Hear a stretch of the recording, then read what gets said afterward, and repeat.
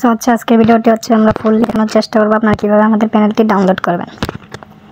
অর্থাৎ download processing করার পর আপনারা কিভাবে আমাদের প্যানেলটি আপনারা সেটআপ করবেন আমাদের প্যানেলগুলো। সো আজকে দেখানোর চেষ্টা করব। সো আপনারা এই অ্যাপসটি লাগবে। সো অ্যাপসটির নামটা সার্চ করবেন জেড রিসিভার প্লে স্টোরে গিয়া।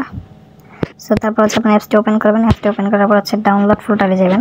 এরকম একটা ইন্টারফেস আসবে। ডাউনলোড ফোল্ডার খুঁজে নেবেন। ডাউনলোড ফোল্ডারে যাওয়ার পর এরকম একটা ফাইল থাকবে আমাদের। আর এগুলো যদি আপনারা আমাদের ফাইলগুলো দৈনিক ইনস্টল অর্থাৎ ডাউনলোড করেন, আর আপনাদের ডাউনলোড করা লাগবে অবশ্যই, কারণ আমাদের প্যানেলগুলোর মেয়াদ থাকে 24 ঘন্টা। সো এখানে নিচে যে ফাইলগুলো থাকবে ওগুলো ডিলিট করে দেবেন, শুধু নিউ ফাইলগুলো রাখবেন, ঠিক আছে?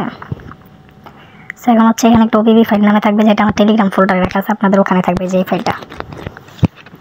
সো আপনারা এই ফাইলটার উপরে ক্লিক করবেন, ভিউতে ক্লিক করবেন, এটা কপি করবেন চাপ দিয়ে দুইটা।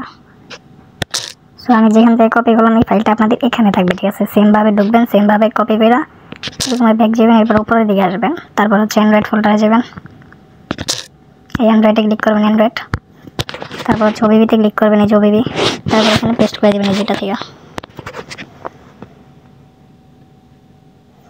পেস্ট করা হয়ে গেলে আপনার এই যে আবার এরকম একটা ইন্টারফেস আসবে।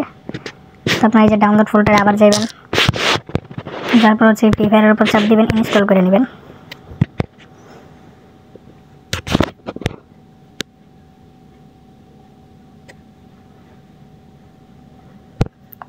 আপনাকে সেটআপ কমপ্লিট। সো আজকের ভিডিওটি আমাদের এতটুকুই ছিল। সো যাদের ভালো লাগছে অবশ্যই লাইক কমেন্ট শেয়ার করে দিন।